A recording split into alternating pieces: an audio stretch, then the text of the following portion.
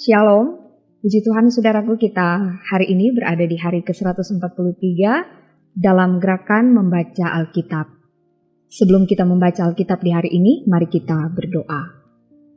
Kami bersyukur kepadamu Bapa di sorga karena kami boleh ada di hari ke-143 dalam gerakan membaca Alkitab. Tuntunlah kami dengan kuasa Roh Kudus agar supaya kami dapat membaca Alkitab dengan baik. Ini doa kami, dalam nama Tuhan Yesus kami berdoa. Amin. Saudara, mari kita membaca bagian Alkitab di hari ini.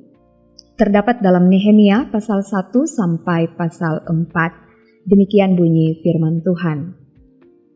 Riwayat Nehemia bin Hakalia pada bulan Kisleu tahun ke-20, ketika aku ada di Puri Susan, datanglah Hanani, salah seorang dari saudara-saudaraku, dengan beberapa orang dari Yehuda.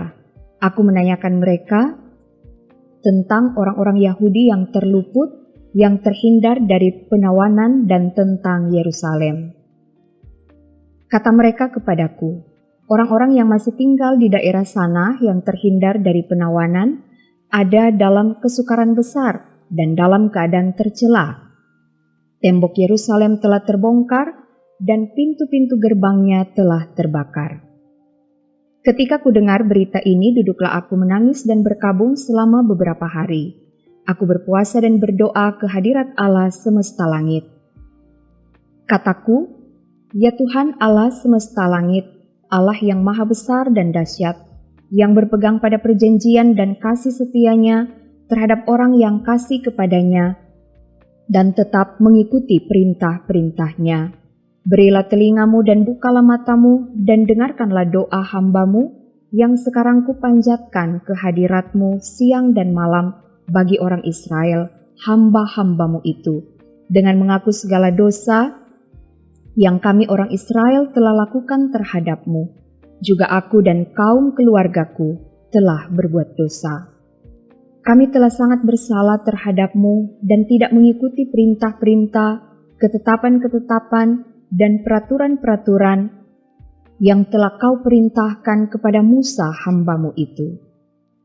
Ingatlah akan firman yang kau pesan kepada Musa hambamu itu, yakni, bila kamu berubah setia, kamu akan kucerai-beraikan di antara bangsa-bangsa. Tetapi bila kamu berbalik kepadaku dan tetap mengikuti perintah-perintahku serta melakukannya, maka sekalipun orang-orang buanganmu ada di ujung langit, akan kukumpulkan mereka kembali dan kubawa ke tempat yang telah kupilih untuk membuat namaku diam di sana. Bukankah mereka ini hamba-hambamu dan umatmu yang telah kau bebaskan dengan kekuatanmu yang besar dan dengan tanganmu yang kuat? Ya Tuhan, berilah telinga kepada doa hambamu ini dan kepada doa hamba-hambamu yang rela takut akan namamu. Dan biarlah hambamu berhasil hari ini dan mendapat belas kasihan dari orang ini. Ketika itu, aku ini juru minuman raja. Pada bulan Nisan tahun ke-20 pemerintahan Raja Artasasta, ketika menjadi tugasku untuk menyediakan anggur, aku mengangkat anggur dan menyampaikannya kepada raja. Karena aku kelihatan sedih yang memang belum pernah terjadi di hadapan raja, bertanyalah ia kepadaku, mengapa mukamu muram walaupun engkau tidak sakit? Engkau tentu sedih hati. Lalu aku menjadi sangat takut. Jawabku kepada raja, hiduplah raja untuk selamanya. Bagaimana mukaku tidak akan muram kalau kota tempat pekuburan nenek moyangku telah menjadi reruntuhan dan pintu-pintu gerbangnya habis dimakan api? Lalu kata raja kepadaku, jadi apa yang kau inginkan? Maka aku berdoa kepada Allah semesta langit. Kemudian jawabku kepada raja, jika raja menganggap baik dan berkenan kepada hambamu ini, utuslah aku ke Yehuda, ke kota pekuburan nenek moyangku, supaya aku membangunnya kembali. Lalu bertanyalah raja kepadaku, sedang permasyuri duduk di sampingnya, berapa lama engkau dalam perjalanan dan bilakah engkau kembali? dan raja berkenan mengutus aku sesudah aku menyebut suatu jangka waktu kepadanya.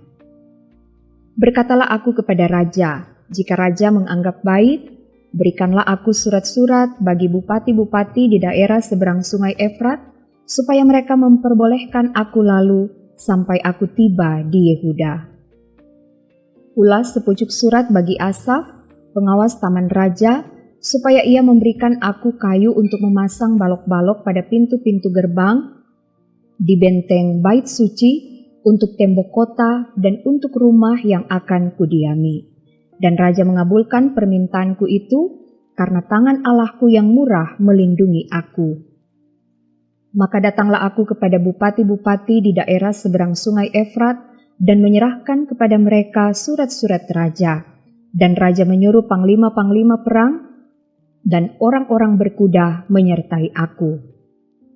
Ketika Sanbalat orang Horon dan Tobia orang Amon pelayan itu mendengar hal itu, mereka sangat kesal, karena ada orang yang datang mengusahakan kesejahteraan orang Israel.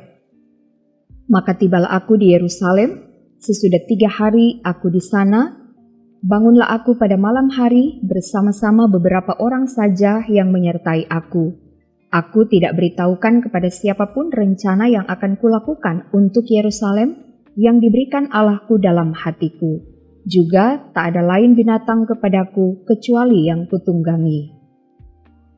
Demikian pada malam hari aku keluar melalui pintu gerbang Lebak ke jurusan mata air Ular Naga dan pintu gerbang Sampah. Aku menyelidiki dengan seksama tembok-tembok Yerusalem yang telah terbongkar dan pintu-pintu gerbangnya yang habis dimakan api. Lalu aku meneruskan perjalananku ke pintu gerbang mata air dan ke kolam raja, karena binatang yang kutunggangi tidak dapat lalu di tempat itu. Aku naik ke atas melalui wadi pada malam hari dan menyelidiki dengan seksama tembok itu. Kemudian aku kembali lalu masuk melalui pintu gerbang Lebak. Demikianlah aku pulang. Para penguasa tidak tahu kemana aku telah pergi dan apa yang telah kulakukan, karena sampai kini aku belum memberitahukan apa-apa kepada orang Yahudi, baik kepada para imam maupun kepada para pemuka, kepada para penguasa, dan para petugas lainnya. Berkatalah aku kepada mereka, kamu lihat kemalangan yang kita alami, yakni Yerusalem telah menjadi reruntuhan dan pintu-pintu gerbangnya telah terbakar. Mari kita bangun kembali tembok Yerusalem, supaya kita tidak lagi dicela. Ketika kuberitahukan kepada mereka betapa murahnya tangan Allahku yang melindungi aku, dan juga apa yang dikatakan raja kepadaku, berkatalah mereka, kami siap untuk membangun, dan dengan sekuat tenaga mereka mulai melakukan pekerjaan yang baik itu. Ketika Sanbalat orang Horon dan Tobia orang Amon pelayan itu, dan Geshem orang Arab mendengar itu, mereka mengolok-olokkan dan menghina kami. Kata mereka, apa yang kamu lakukan itu? Apa kamu mau berontak terhadap raja? Aku menjawab mereka, kataku, Allah semesta langit, dialah yang membuat kami berhasil. Kami hamba-hambanya telah siap untuk membangun, tetapi kamu tak punya bagian atau hak dan tidak akan diingat di Yerusalem. Maka bersiaplah imam besar Eliasib dan para imam saudara-saudaranya, lalu membangun kembali pintu gerbang domba. Mereka mentabiskannya dan memasang pintu-pintunya. Mereka mentabiskannya sampai menara Mea, menara Hananeel. Berdekatan dengan mereka, orang-orang Yeriko membangun, dan berdekatan dengan orang-orang itu Sakur bin Imri. Pintu gerbang ikan dibangun oleh Bani Sena'ah. Mereka memasang balok-balok, lalu memasang pintu-pintunya dengan pengancing-pengancing dan palang-palangnya. Berdekatan dengan mereka, Meremot bin Uriah bin Hakos mengadakan perbaikan, dan berdekatan dengan dia, Mesulam bin Berekia bin Mesesabeel, berdekatan dengan dia Sadok bin Baanah mengadakan perbaikan, dan berdekatan dengan dia orang-orang Tekoa.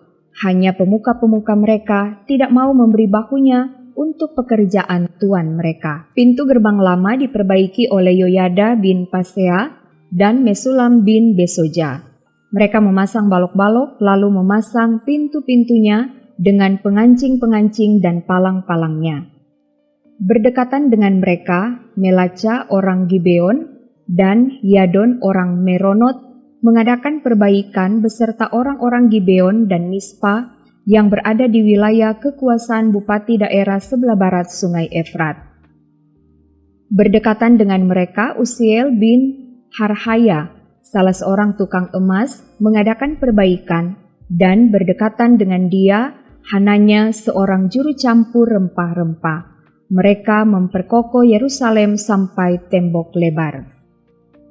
Berdekatan dengan mereka, Refaya bin Hur, penguasa setengah wilayah Yerusalem, yang satu mengadakan perbaikan. Berdekatan dengan dia, Yedaya bin Harumaf mengadakan perbaikan tepat di depan rumahnya, dan berdekatan dengan dia, Hatus bin Hasabneya.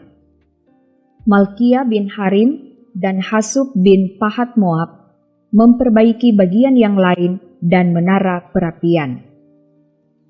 Berdekatan dengan mereka, Salum bin Halohes, penguasa setengah wilayah Yerusalem yang lain, mengadakan perbaikan bersama-sama anak-anak perempuannya. Pintu gerbang Lebak diperbaiki oleh Hanun dan penduduk Sanoa. Mereka membangunnya kembali dan memasang pintu-pintunya dengan pengancing-pengancing dan palang-palangnya. Pula tembok diperbaiki sepanjang 1000 hasta sampai pada pintu gerbang sampah. Pintu gerbang sampah diperbaiki oleh Malkia bin Rekab, penguasa wilayah Bet Kerem. Ia membangunnya kembali dan memasang pintu-pintunya dengan pengancing-pengancing dan palang-palangnya. Pintu gerbang mata air diperbaiki oleh Salum bin Kolhose, penguasa wilayah Mispa. Pintu gerbang itu dibangunnya kembali, diberinya atap dan dipasangnya pintu-pintunya dengan pengancing-pengancing dan palang-palangnya. Juga diperbaikinya tembok kolam penampung air saluran dekat Taman Raja sampai pada tangga-tangga yang menurun dari kota Daud. Di sampingnya, Nehemia bin Asbuk, penguasa setengah wilayah Betsur, mengadakan perbaikan sampai di depan pekuburan Daud dan sampai pada kolam buatan dan rumah para pahlawan. Di sampingnya, orang-orang Lewi mengadakan perbaikan, yakni Rehum bin Bani, dan berdekatan dengan dia, Hasabia, penguasa setengah wilayah Kehila yang satu untuk wilayahnya. Di sampingnya, saudara-saudara mereka, yakni Binui bin Henadad, penguasa setengah wilayah Kehila yang lain, mengadakan perbaikan. Berdekatan dengan dia, Eser bin Yesua, penguasa Mispa, memperbaiki bagian yang berikut di depan pendakian ke gudang senjata dekat sudut. Di sampingnya, Baruk bin Sabai memperbaiki bagian yang berikut dari sudut sampai pada pintu masuk rumah imam besar Eliasib. Di sampingnya, Meremot bin Uria bin Hakos memperbaiki bagian yang berikut dari pintu masuk rumah Eliasib sampai pada ujung rumah Eliasib. Di sampingnya para imam, orang-orang dari lembah Yordan mengadakan perbaikan. Di samping mereka, Benyamin dan Hasub mengadakan perbaikan di depan rumah mereka. Di samping mereka, Asaria bin Maaseya bin Ananya mengadakan perbaikan di samping rumahnya. Di sampingnya, Binui bin Henadad memperbaiki bagian yang berikut dari rumah Asaria sampai sudut dan sampai penjuru. Palal bin Usai mengadakan perbaikan di depan sudut dan di depan menara yang tinggi yang menonjol dari istana raja dekat pelataran penjagaan. Di sampingnya, Pedaya bin Paros mengadakan perbaikan sampai di depan pintu gerbang air di sebelah timur dan di depan menara yang menonjol. Adapun para budak di bait Allah tinggal di Ofel. Di samping Pedaya, orang-orang Tekoa memperbaiki bagian yang berikut dari depan menara besar yang menonjol itu sampai tembok Ofel. Mulai dari pintu gerbang kuda, para imam mengadakan perbaikan masing-masing di depan rumahnya. Di samping mereka, Sadok bin Imer mengadakan perbaikan di depan rumahnya. Di sampingnya Semaya bin Sekanya, penjaga pintu gerbang timur. Di sampingnya Hananya bin Selemia dan Hanun anak Salaf yang keenam memperbaiki bagian yang berikut. Di samping mereka Mesulam bin Berekia mengadakan perbaikan di depan biliknya. Di sampingnya Malkia seorang tukang emas mengadakan perbaikan sampai pada rumah para budak di bait Allah dan para pedagang di depan pintu gerbang pendaftaran dan sampai pada kamar atas di penjuru. Lalu antara kamar atas di penjuru dan pintu gerbang domba, para tukang emas dan para pedagang mengadakan perbaikan. Ketika Sanbalat mendengar bahwa kami sedang membangun kembali tembok, bangkitlah amarahnya dan ia sangat sakit hati. Ia mengolok-olokkan orang Yahudi dan berkata di hadapan saudara-saudaranya dan tentara Samaria, "Apa gerangan yang dilakukan orang-orang Yahudi yang lemah ini? Apakah mereka memperkokoh sesuatu? Apakah mereka hendak membawa persembahan? Apakah mereka akan selesai dalam sehari? Apakah mereka akan menghidupkan kembali batu-batu dari timbunan puing yang sudah terbakar habis seperti ini?" Lalu berkatalah Tobia orang Amon itu yang ada di dekatnya, "Sekalipun mereka membangun kembali, kalau seekor anjing hutan meloncat dan menyentuhnya, robohlah tembok batu mereka. Ya Allah kami, dengarlah bagaimana kami dihina. Balikanlah cercaan mereka menimpa kepala mereka sendiri, dan serahkanlah mereka menjadi jarahan di tanah tempat tawanan. Jangan kau tutupi kesalahan mereka, dan dosa mereka jangan kau hapus dari hadapanmu, karena mereka menyakiti hatimu dengan sikap mereka terhadap orang-orang yang sedang membangun. Tetapi kami terus membangun tembok sampai setengah tinggi, dan sampai ujung-ujungnya bertemu, karena seluruh bangsa bekerja dengan segenap hati." Ketika Sanbalat dan Tobia serta orang Arab dan orang Amon dan orang Asdod mendengar bahwa pekerjaan perbaikan tembok Yerusalem maju dan bahwa lubang-lubang tembok mulai tertutup, maka sangat marahlah mereka. Mereka semua mengadakan persepakatan bersama untuk memerangi Yerusalem dan mengadakan kekacauan di sana. Tetapi kami berdoa kepada Allah kami dan mengadakan penjagaan terhadap mereka siang dan malam karena sikap mereka. Berkatalah orang Yehuda, "Kekuatan para pengangkat sudah merosot dan puing masih sangat banyak. Tak sanggup kami membangun kembali tembok ini." Tetapi lawan-lawan kami berpikir, mereka tidak akan tahu dan tidak akan melihat apa-apa, sampai kita ada di antara mereka, membunuh mereka dan menghentikan pekerjaan itu. Ketika orang-orang Yahudi yang tinggal dekat mereka sudah 10 kali datang memperingatkan kami, mereka akan menyerang kita dari segala tempat tinggal mereka. Maka aku tempatkan rakyat menurut kaum keluarganya dengan pedang, tombak, dan panah di bagian-bagian yang paling rendah dari tempat itu di belakang tembok di tempat-tempat yang terbuka. Kuamati semuanya, lalu bangun berdiri dan berkata kepada para pemuka dan para penguasa dan kepada orang-orang yang lain, "Jangan kamu takut terhadap mereka. Ingatlah kepada Tuhan yang maha besar dan dahsyat, dan berperanglah untuk saudara-saudaramu, untuk anak-anak lelaki dan anak-anak perempuanmu, untuk istrimu dan rumahmu." Ketika didengar musuh kami bahwa rencana mereka sudah kami ketahui dan bahwa Allah telah menggagalkannya, maka dapatlah kami semua kembali ke tembok, masing-masing ke pekerjaannya. Sejak hari itu sebagian daripada anak buahku melakukan pekerjaan, dan sebagian yang lain memegang tombak, perisai dan panah, dan mengenakan baju sirah, sedang para pemimpin berdiri di belakang segenap kaum Yehuda yang membangun di tembok. Orang-orang yang memikul dan mengangkut melakukan pekerjaannya dengan satu tangan, dan dengan tangan yang lain mereka memegang senjata. Setiap orang yang membangun bekerja dengan berikatkan pedang pada pinggangnya, dan di sampingku berdiri peniup sangkakala. Berkatalah aku kepada para pemuka dan para penguasa dan kepada orang-orang yang lain, "Pekerjaan ini besar dan luas, dan kita terpencar pada tembok yang satu jauh daripada yang lain. Dan kalau kamu mendengar bunyi sangkakala di suatu tempat, berkumpullah ke sana mendapatkan kami. Allah kita akan berperang bagi kita."